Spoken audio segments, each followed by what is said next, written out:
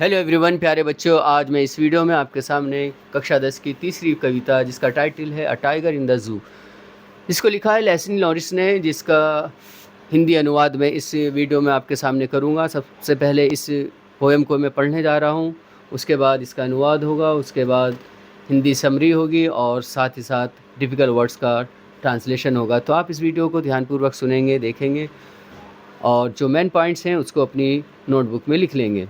पहले मैं इस कविता को सबसे पहले पढ़ रहा हूँ, वो आप सुनेंगे। He stalks in his vivid stripes, the few step of his cage on pads of velvet quiet in his quiet raise.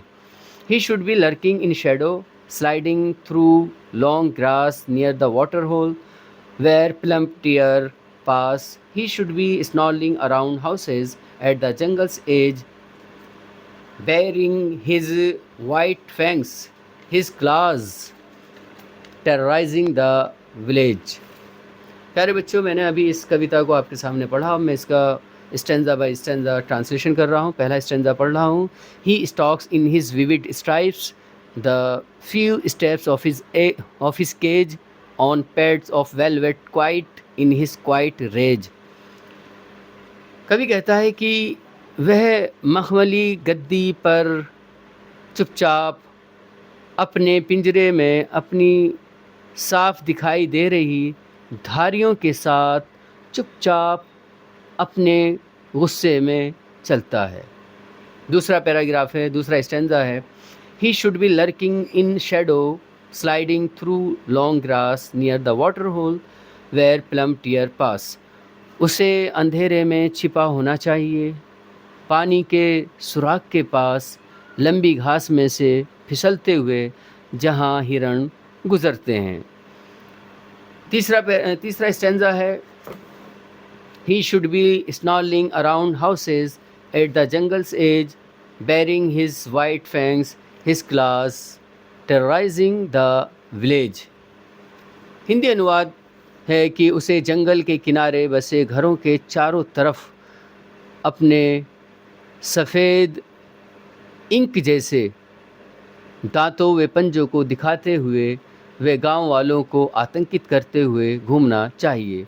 इसके बाद थर्ड स्टेंजा है। But he is locked in a concrete cell, his stand behind bars, stalking the length of his cage, ignoring visitors.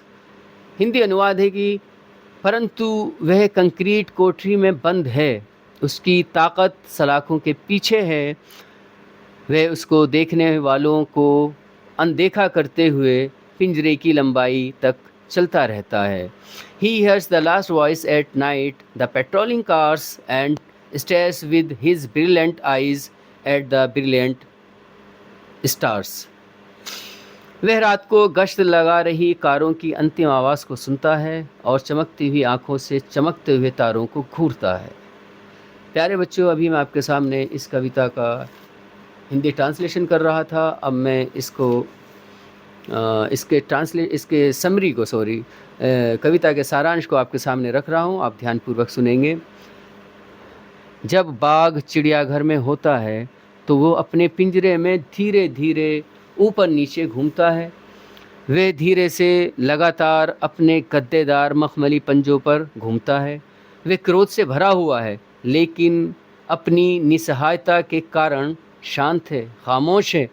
फिर कवि कहता है कि बाघ को जंगल में ही रहना चाहिए, उसे किसी जल स्रोत के निकट छाया में चुपचाप घूमते रहना चाहिए, जहाँ वह उस रास्ते से गुजरने वाले स्वस्थ हिरण का इंतज़ार करेगा।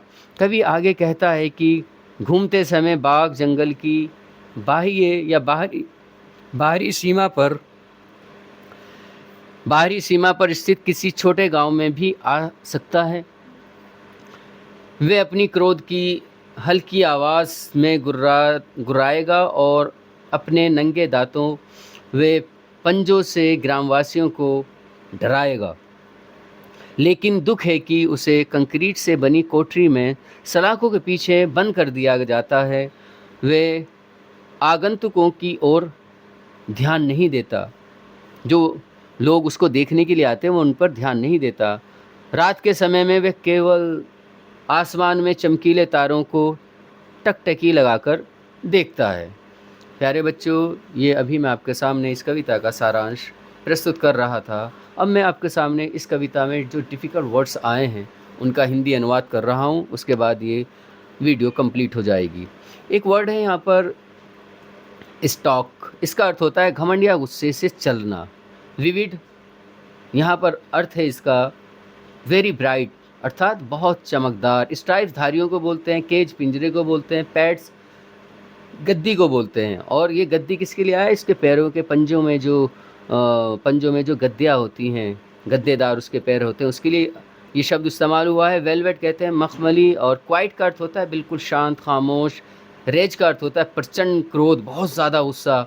लर्किंग का अर्थ होता है गुप्त रूप से इंतज़ार करना। और शेडो का अर्थ होता है अंधकार, और यहाँ पर इसका अर्थ है छाया। स्लाइडिंग थ्रू का अर्थ होता है आराम और धीरे से फिसल रहा है। वाटर होल का अर्थ होता है एक छोटा जल विवर जहाँ जानवर पानी पीने आते हैं। इसके अलावा एक शब्द है यहाँ पर प्लम्प। प्लम्प का अर्थ होता है मोटा, तगड़ा। स्नॉर्लिंग का अर्थ होता है दांत दिखाते हुए गुर्राना। अराउंड का अर्थ होता है चारों ओर। एट द जंगल सेज का अर्थ होता है जंगल की सीमा पर, किनारे पर। बेरिंग का अर्थ होता है बेनकाब। और वाइट फैंक्स का अर्थ होता है दो सफ़ेद नुकीले दांत।